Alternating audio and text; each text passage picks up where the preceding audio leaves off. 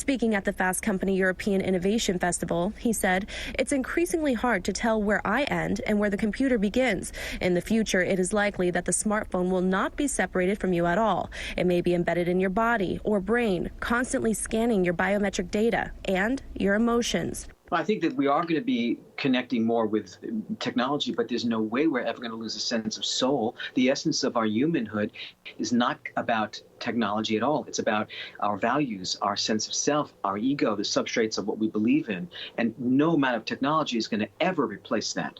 Harari also described a vision of the future where humans and machines become one, and says it's a reality that's not so far away. Technology companies from Apple to Facebook to Google have created smartphones and an online reality where we already spend most of our time. There's a lot that we get out of the internet and out of computers in general, but they are only as good as the people who are using them. There is an essence, a soul inside of each of us that is never going to be replaceable by anything technological. Harari thinks it is inevitable that we will manipulate humans in profound ways in the years to come. We have already genetically manipulated animals, technologies like IVF, and been able to shape the creation of human life.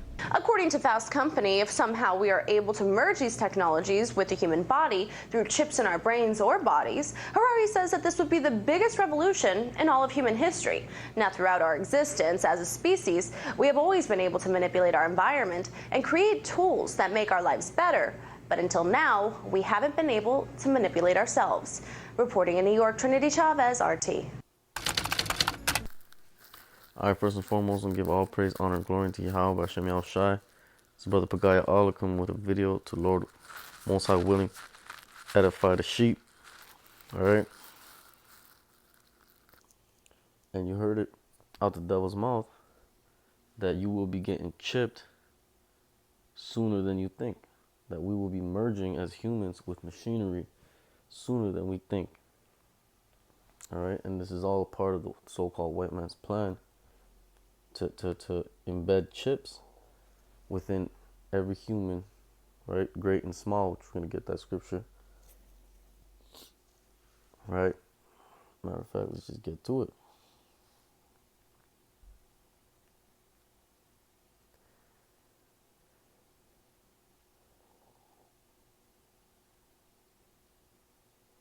It's the book of Revelations, chapter 13, verse 16.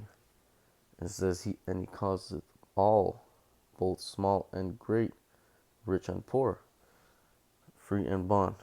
Right? So this is what this devil's doing, right? He's been doing it slowly making it so that we can't even live without our smartphones. Right? And this is everybody, man. The poor have smartphones, the rich have smartphones, everybody has a smartphone. Everybody's on the internet. Everybody's using this technology. Everybody's got a debit card, chip, the tap, all that. Everybody's using this technology. Right? It doesn't matter how rich you are, how poor you are, you're using this. You got this. It's a normal, regular thing for you to have this. And if you don't, you're not normal. You're weird. Right? Read it again. Revelation 13 and 16. And he caused all, both small and great, rich and poor, free and bond, to receive a mark in their right hand or in their foreheads, right? Which is what we just heard in the video, that they're going to be implanting chips in our forehead or somewhere in our body, so we don't even have to go around with smartphones anymore, right? And eventually it's going to be mandated that you have to have the chip somewhere in your body, in your right hand or your forehead, in order for you to even buy and sell. And this is the mark of the beast that the scriptures speak of, right? So verse 17, and that no man might buy or sell, save he that had the mark, or the name of the beast, or the number of his name. And this is an important thing for us to push out there, this information, that the mark of the beast is the Rfid microchip. All right? And why is it so important? Because of the consequences that come with taking the microchip. This is Revelation chapter 14. We'll start at 9. It says, and the third angel followed them, saying with a loud voice, if any man worship the beast and his image, and receive his mark in his forehead or in his hand, the same shall drink of the wine of the wrath of the Most High, which is poured out without mixture into the cup of his indignation, and he shall be tormented with fire and brimstone in the presence of the holy angels and in the presence of the Lamb. All right, so this is the consequence of taking this chip, right? And ultimately, it comes down to, who do you fear, right? Who do you fear? Do you fear the so-called white man and him making it so that you can't buy or sell, or do you fear the Most High, right? Scriptures coming to mind.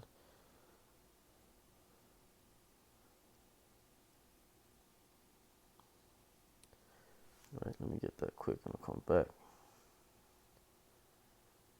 Right, because you got to ask yourself, who is it that you fear? It's the book of Matthew, chapter 10, verse 28.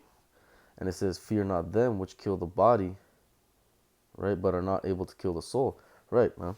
And that's what this is dealing with, right? Because Esau is carnal and his mark is carnal. And he's going to try to get you to submit to him, because a lot of our people are in the flesh, man, and carnal. But brothers that are in the know are spiritual, you know what I'm saying, and are going to understand and know that the mark of the beast is the chip, and understand and know the consequences. And those of us that fear the Most High, we're not going to fear Esau and his carnal chip. We're not going to fear our carnal bodies being destroyed by not being able to buy and sell and get food and whatnot. We're not going to fear none of those things, right?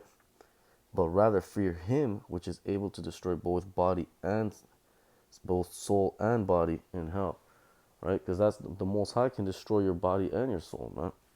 So who are you going to fear, right? Let's go back to that Revelations.